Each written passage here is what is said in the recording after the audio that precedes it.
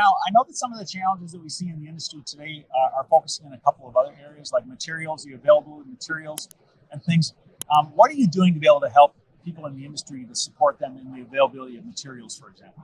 Yes, so Spirit has designed a lot of these products with our various acquisitions, and so for us, when it comes to material, it really goes down to aluminum plates, it really goes down to skins, it really goes down to fiber, and those materials are generally available. It's only when it comes down to engineered products that are challenging because you have suppliers that have not necessarily scaled up post COVID.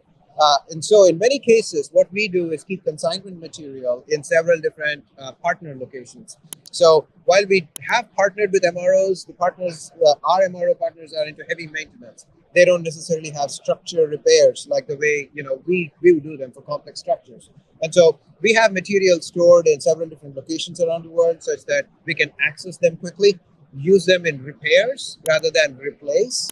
So there are a couple of ways in which, when you see a damaged part, you can either fix it or you can throw it out and put another new part in there.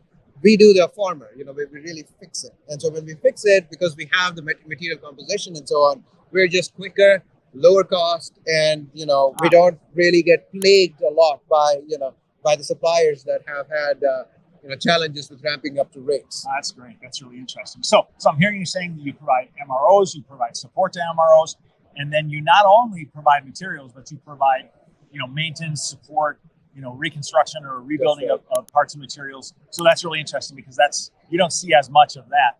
Now, I guess it's becoming because of your manufacturing history that a lot of that drives that. Okay.